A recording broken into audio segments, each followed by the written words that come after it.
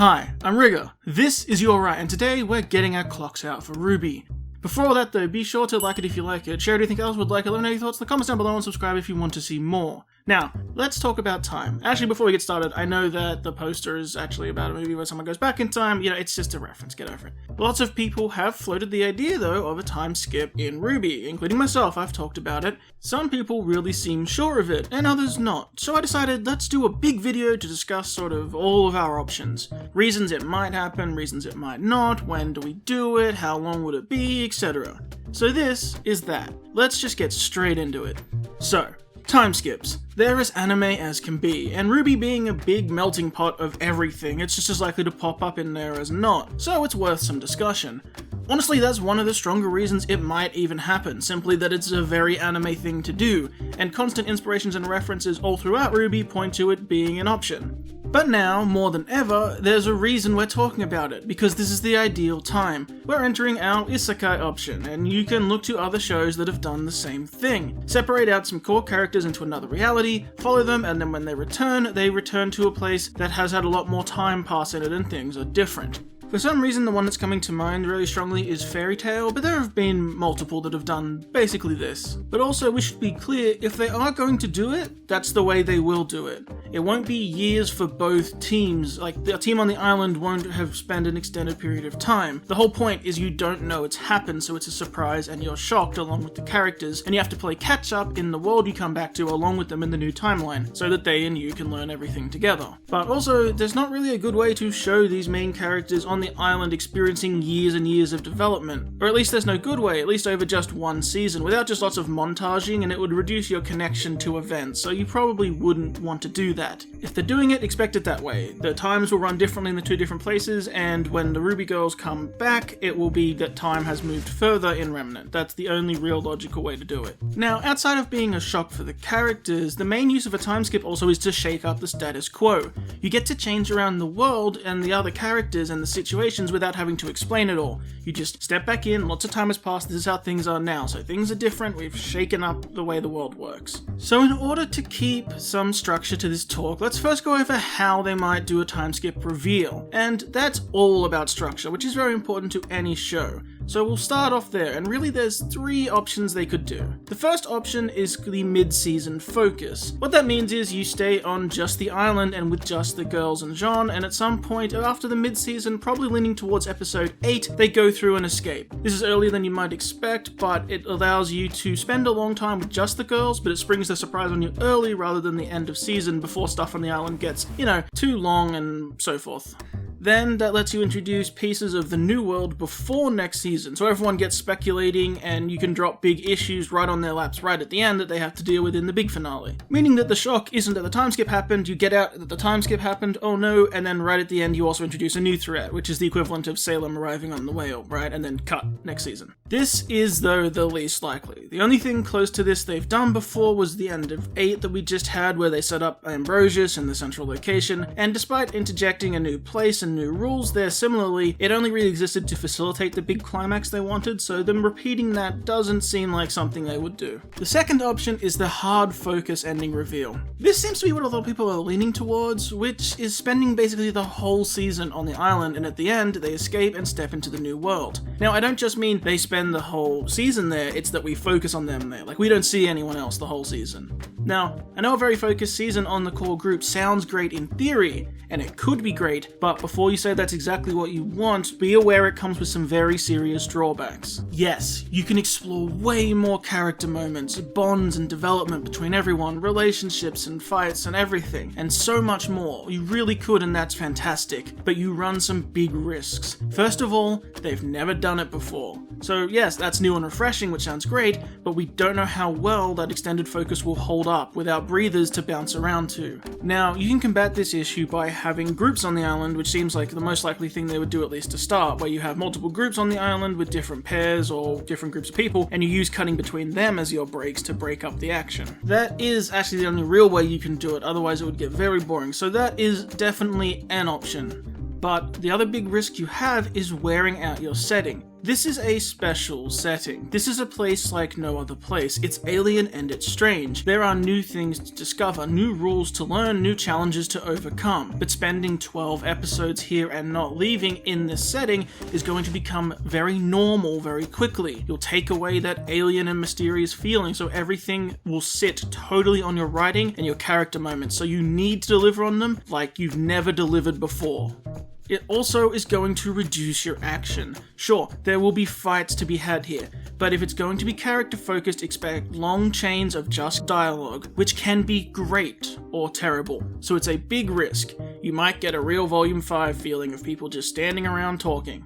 And if you have that feeling and you're only in the same place, and even if you're cutting between groups, you're just cutting to other parts of the same island, it's gonna wear thin. So it's just a big risk you need to be aware of. But mostly this approach isn't great because it completely shows your hand. The second you get into the second half of this season and we're still on the island and we've never cut away, everyone knows this is what's coming for sure.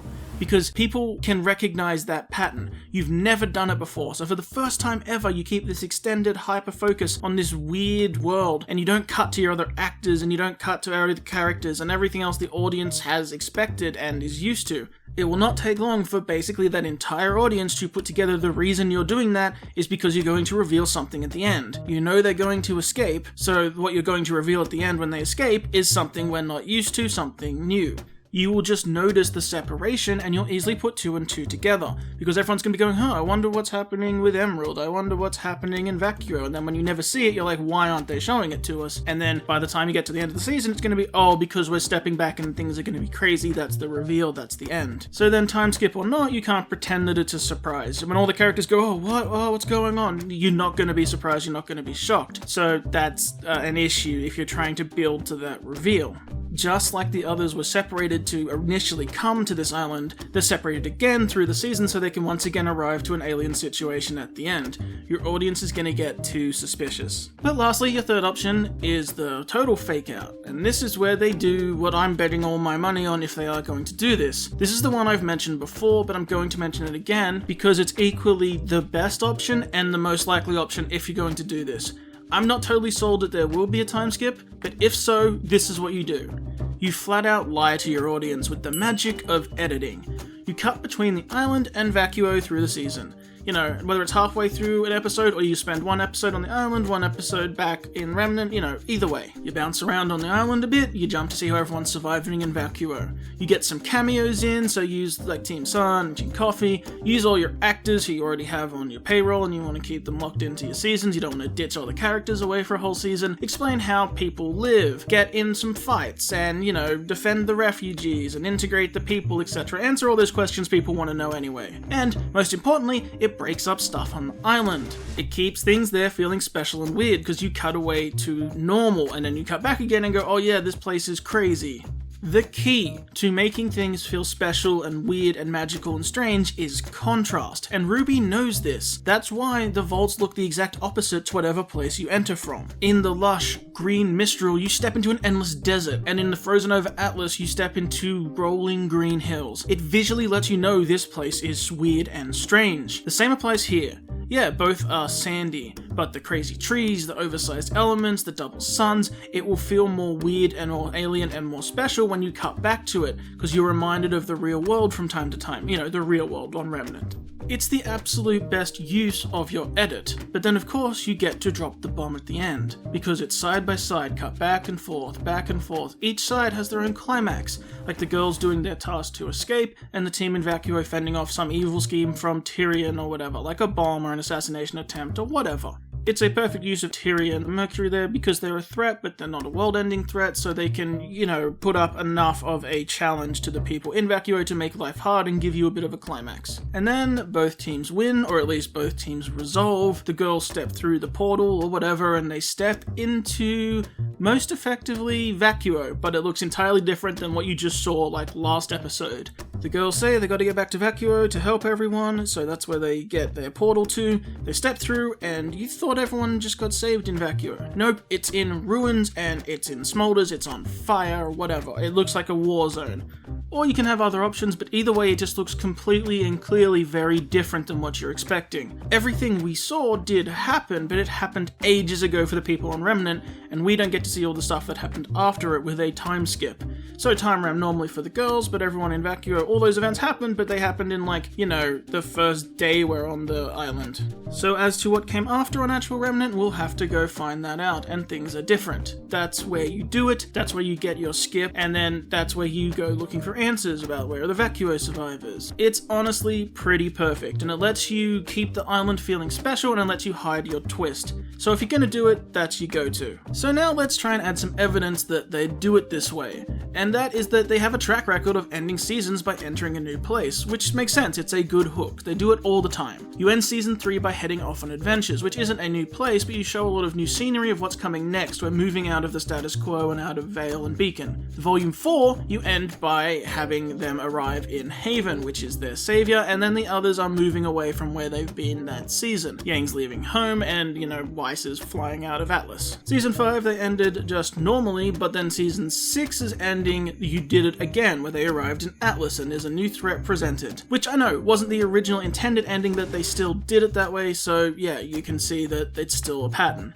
Then obviously Season 7 was still taking place just in Atlas, but in Season 8, they've just done it again. You introduce the island and you introduce Vacuo, a new thing at the end to hook people into the next season. So following a pretty consistent conclusion, they'll do it again. The end of Volume 9 is that you enter a place you don't recognize. Why don't you recognize it? Because time has passed. So you might recognize it, but you recognize it as being very different than what it should look like. And like I've said before, also, this leaves a lot of time open for books. If you want basically a free pass to write whatever you'd like in that time gap, you can. These are all the stories that took place in the time skip. It's lots to play with, it's easy, everyone wins. But now we've examined that idea, let's examine the real question. If you are going to do it, and the idea they are doing this, how long should the time skip be?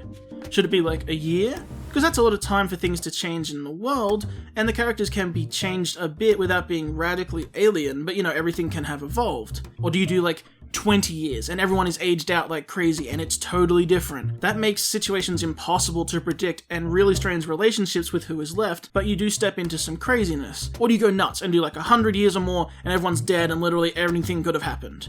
Well, yeah, the last one's a bit too much. Killing all the characters, including a bunch of mains through just the passage of time and the giant, leap in time, that's just a big slap in the face, and all the fans are gonna hate it, and all the time you've invested into those characters won't matter, so yeah, no one's gonna be happy with that one, you don't do that one. Something more like 20 years is still pretty nuts too, where Ren and Nora would be approaching their 40s, they might have children. Hell, Jean could meet up with Adrian to fight alongside him, and Adrian would be older than him. You could do crazy stuff like that. So much you could do, and that's really fun. It's a fun concept, but people will still probably hate it because there's so much development you haven't seen off screen. And while you want to shake things up, you don't want people to start disliking the product. So I think it's still unlikely. Again, you could reduce 10 years. Still, it's a big chunk of time. So honestly, despite it being the less exciting one, I think the smaller option closer to 1 year is more likely. And if they're doing that range, I'm pretty sure I actually know how long it will be.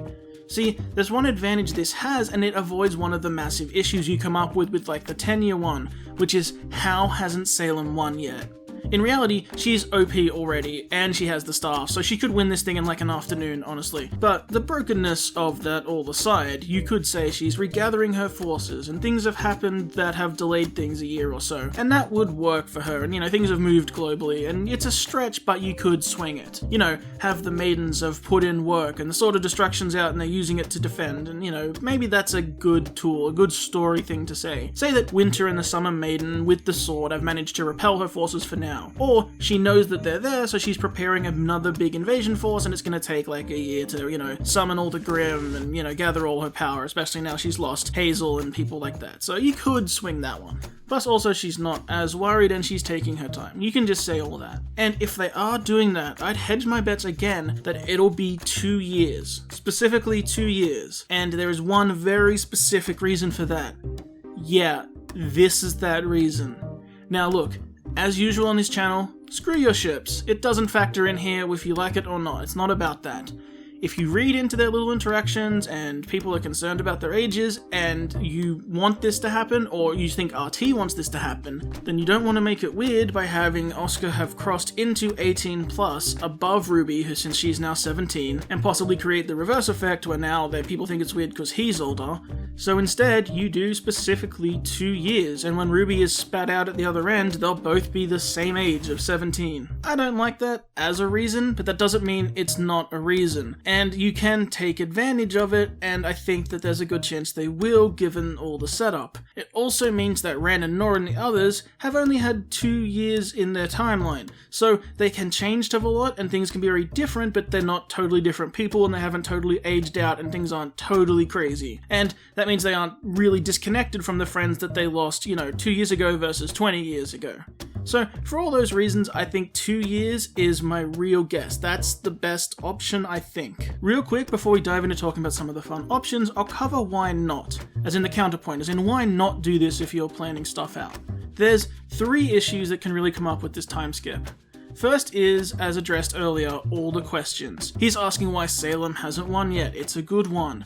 Her achievement in taking down the strongest military force on the planet already means you need some good reasons that things haven't just been completely wiped out in their absence. The second issue that comes up is feeling cheated, because time skips let you cheat. Things like Ren and Nora are married now, or broken apart, or have a kid, or Winter's totally changed as a character, whatever. All these things are explainable as emotional responses to the events, but just being told that your favorite character went through these major character changes and developments, but you don't get to see it, that can make you feel very cheated. It can feel very cheap. You'd obviously prefer to see those major events and developments in their lives, so that can put people off. I mean, it is fodder for here's the book on what happened to Winter, buy it, but, as an audience member, you might not like just being told, oh, and then she died here, whatever. And lastly, you can get a big disconnect. And I've had this one myself, because see if you can guess about where I stopped watching Fairy Tail. Sometimes your audience can have a hard time getting on board with the new reality you present. It doesn't click, or they just don't like it. It feels like things they knew stopped, and now it's all different, and they lose their investment in the world they've spent all the time in. You hear a lot that a show got bad after the time jump, or it got good. It's a big risk you take for your series, but that's why not to do it. I just thought it's fair to put that in here, because I'm not saying they definitely are. I'm just going over all the possibilities. So, that's how, why, and why not, and how long. Now let's look at twists. If you're gonna do the time jump, you need things to spring on the characters. What are you going to change? What's going to be different? Some things can be expected, so they're nice for people, some things not, so they're shocking, and you can change up the story. First off, for the 2 real big ones, since they're the other parts of the main team we started with, which is Ren and Nora. Yeah, look, married might be a bit much, especially if I'm leaning towards the 2 years, but no actual ceremony and stuff, it's all wartime. But they could be completely together in a full relationship, which would be sort of the expected option perhaps. Otherwise, you subvert and go the other way and they're very split. They hate each other, or something happened, or they did it for safety, or they had to go separate ways for a mission, or one thinks the other one is dead, or they've been driven apart. That can all work depending on how you want to structure it. After Nora's saying she needed to sort herself out though before they're together, I think it's more likely it's a similar spot to now. Working and surviving has kept them alive, and they're working side by side very well, but they've not given in yet to being a couple, so we can save it for an on-screen moment. Though honestly, them just being together wouldn't be a hard sell either. Just have Nora tell a story about how she came to her senses, or how she came to accepting it, etc.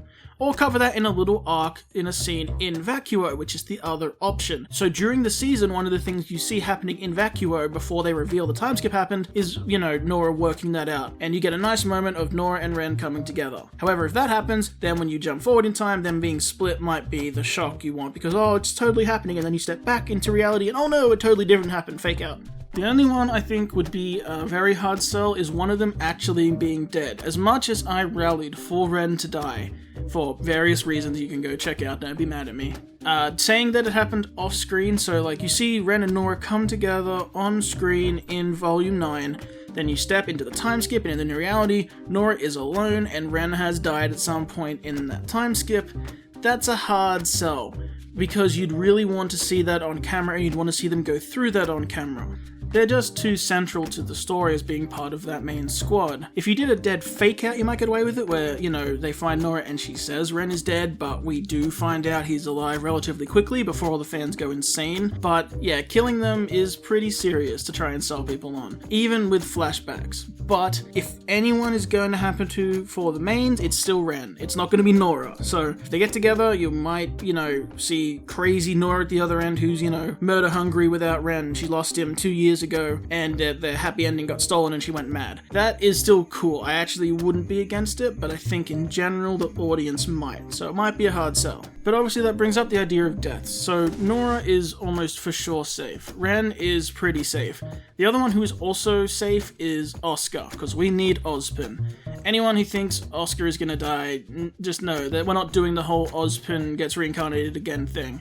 So that's just how it goes. And the other totally safe person I would think is actually Winter, because you couldn't sell that she got her moment with Penny, their lovely talk, their moment about staying with her forever, and, you know, she's so happy that she'll have Penny with her, and then kill her off screen, and invalidate that whole ending you spent so much time setting up with Penny. You know, you went out of your way to have those moments, to then kill Winter off screen and not give her her glory and her time and her moment. You couldn't really sell that. So those, I think, are safe. But that doesn't mean there aren't punches you can still throw.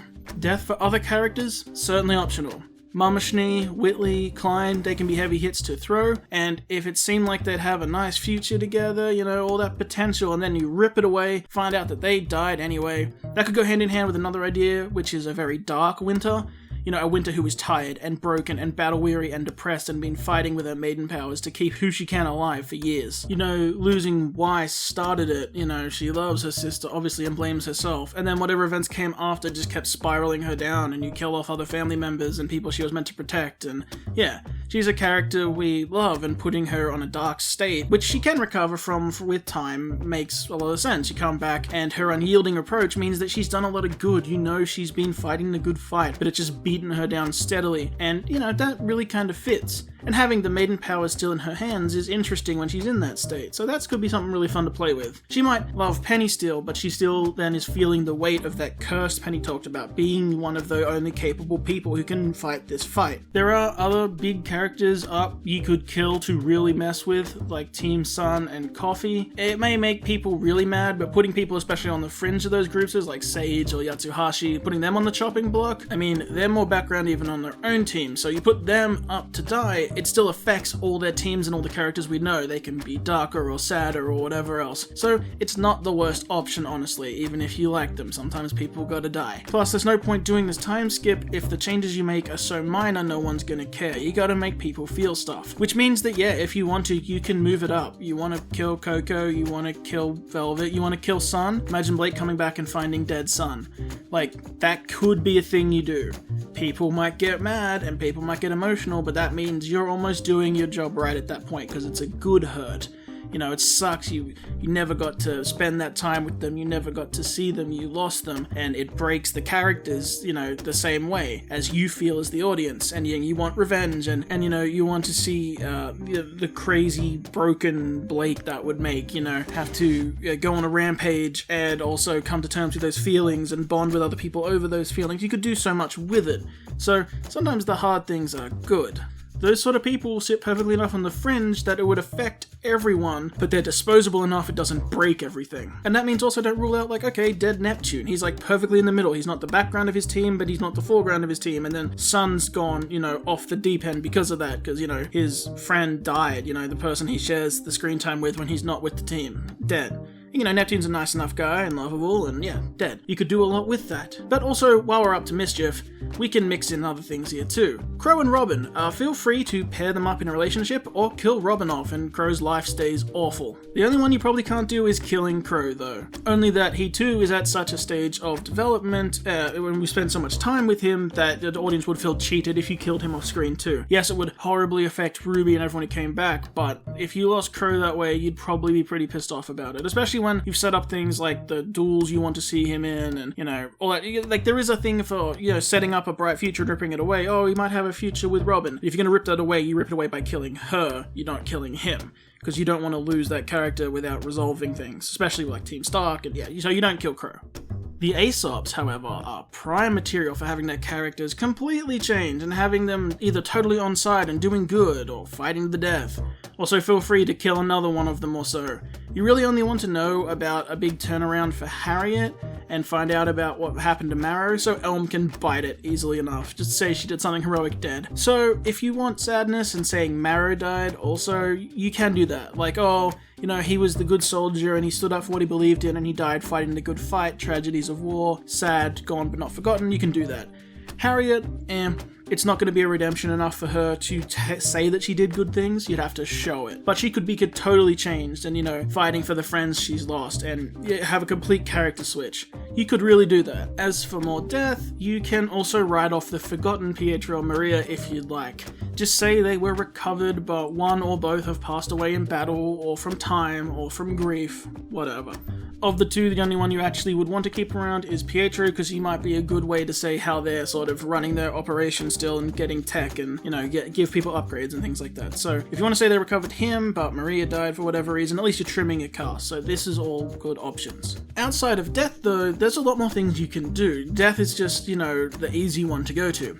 Turning someone like Whitley into a hardened strategist is something fun I think I would do. Using his smarts to help with battle plans for the good guys. Equal parts good for his character to see how much he's changed, but sad that that's what he had to become, that's the life he had to go into. But you could have him working alongside his sister, and that could be great to see. They have this developed relationship. Something similar goes for Mama Schnee, except the opposite. But I also wouldn't kill her, I'd have her sickly and in a terrible place mentally and just completely destroyed. One daughter thought dead, the other daughter run ragged and constantly in battle, driven and beaten down by war with all this power in her hands, so she's the only one who can do it. And a son who was forced to step up and become hardened and enter a combat mindset too, planning on who can be sacrificed, who has to die, and who we can kill, and how to keep people alive, and that's his day in and day out. So fear and depression just cripple her. No happy ending, I'm sorry, but it's really effective. And you have the broken down characters like Winter and Whitley have their, like, basically day job of all this hard stuff they have to do, and then they have to try and look after their just, you know, basically disintegrating mother at night. That could be something you could really do. Which, by the way, is something you resolve by having Weiss return just in time to see their mother on her deathbed. Give her that little light, tell her that, oh, her daughter did make it, that last bit of happiness, and then she passes on and can finally rest at peace. Also, for people to play with, there are Mercury and Emerald. We all want good things for Emerald, so feel free to take her out of the fight with a massive injury or kill her if you'd like, and have Mercury on side now because of it. Say Tyrion did it. It'd be a heartbreaking turnaround. The other way, and Mercury is dead, doesn't really do much. I mean, you can do it if you want, but it's a bit toothless. It doesn't really add much, you know, drama to things. But equally, yeah, you can do the thing where Emerald is fine and she's moved, like, way up the ranks and she's, like, you know, leading the charge of the good guys now. You do a complete 180 on where she was. That could also be cool. You know, a lot of implied development that we don't have to see all the steps of, but you get, like, who she is now is very different. Or if you're gonna do the massive injury thing, have it be Cinder. Like, yeah, you probably want to see that confrontation, but if you wanted to, you know, sweep it under the rug and move on, you can have Cinder have, you know, taken her out of the fight. She tried, but she wasn't good enough. But now we need to talk about Oscar. As I said, he can't die, but we can do some sad stuff. You can totally heartbreak it as RWBY sees an older, gruffer Oscar. He's tall and more muscled. He looks like he's been through hell, but he's a sight for sore eyes. They seem perfect for each other now they're the same age. RWBY runs into his arms with a smile on her face and tears in her eyes and hugs him, and he's stoic and doesn't hug back. And then he talks, and it's measured and composed. It's Ozpin. The merge happened.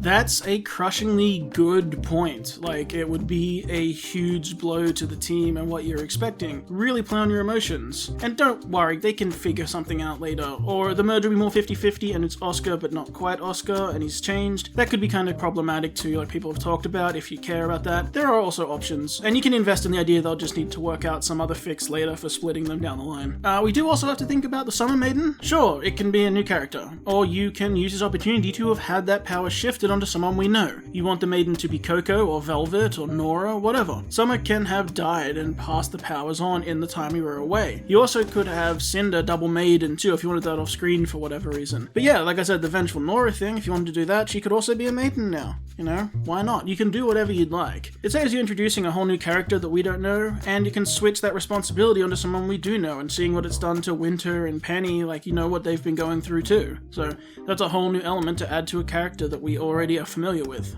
Another big thing you can look out for, a thing you can do, is people that have given up or been taken out of the fight. You can have people sidelined permanently by massive injury, spinals and, missing limbs, stuff like that, and they can't get back in the fight. And you can also have people, that have just given up. They've given up on the fight, they're just sort of waiting to die, like there's no chance. Another one that's harder to do is switching sides, especially for the good guys turning evil. There aren't many people that would seem like a viable option for that you would buy, but you don't totally rule it out for a shock if maybe it's a background person, like, I don't know, someone on one of the other teams that we know, maybe like, I don't know, Flint or somebody turns up and they've switched sides, whatever. But yes, always on top of everything, what you can do is just stack injuries. Just everyone's injured, everyone's been through wars. Some people got missing arms, legs, ears, eyes, more battle scars on everybody. Oh, you're so glad to see Ren again. Well, now he has a giant diagonal scar across his face from top to bottom, just from big injuries that he couldn't heal. And, he's a darker character now. You can do that to everybody if you want. You want Harriet to be on the good side? Well, not only that, you could take Harriet's leg off, and, she's out of commission now because she can't run anymore. She can't help, and that hurts her. Or, you have Pietro survived, and she has a robotic leg now. So that way, you really feel the implied loss and struggle she's been through and how much she's been fighting for good, which helps on the redemption, as well as you can draw parallels from people like her and Yang, who've gone through similar things, and the leg would then match the aesthetic of her robot arms, so that could be cool. So there are things you could do there. And as you may have gathered, everyone's stacking up all these injuries, everyone looking grimier, grittier, probably wearing, less costumey looks and more like ragged clothes or beat up versions of their old clothes, and they've been in the sands and in the wars and in the trenches and all these injuries and everybody. There is one last idea you can do, and something I might make a video on separately, but I want to mention it here, and that's the apocalypse option. The apocalypse option is the most dramatic version of this, and that's basically stepping out into Mad Max. Basically, Salem has all but one. The lands are destroyed, and what's left is a small holdout of humanity, perhaps guarding the last relic. Either they found the one at Beacon now, and all they're doing is protecting Vacuo, perhaps using the sword to protect Vacuo because of its power, or they got the sword at Vacuo too, and it's just the hidden one at Beacon, and she can't find it, so she needs to get the information from people, and the rebels, in this sort of case, that would be like the rebels, are like hiding Oscar and moving him around, and it's just a small force of people that have been left alive, and that's all that's left. The world is wiped out. If you do this option, you gotta kill a lot more people.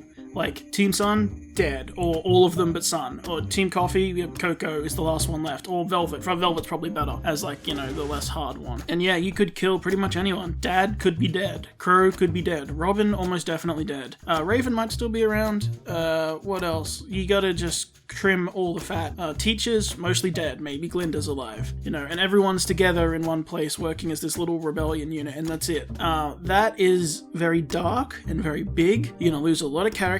You're going to have a lot of upset fans, but you're stepping into a completely different situation that totally changes the show completely. It's honestly the best way to do another Volume 3. Like, how do you make this even darker? Well, like 90% of the population is dead. Your family is dead. Your friends are dead. And all that's left is this small contingent of people trying to save what's left of humanity. And you got people saying, why? Why are we even trying? That's where you get characters giving up. And yeah, like you could do a lot with that. So it is an option. I might make a whole video on it, but I just wanted to mention it here as something I've thought about. So in the future, I might come back to that. RWBY, the apocalypse option. That sounds like fun for a future video. But that's all for now. This has been a big video. Lots of ideas to ponder. So please, seriously, let me know your thoughts on all of this. Do you want to see the apocalypse video? Do you want to go into how that would work and what that could mean for the end of RWBY? Who do you think will be dead or changed if they do a time skip? Do you think they'll even do a time skip? How long do you think it will be? Do you think my thing about aging up Oscar makes sense or not? If so, what changes would you like to see them stepping back into? How else would you let the world change? What teams would you like to see? Who swaps sides? All those things. Please really let me know, because I would love to hear everyone's ideas, because everything's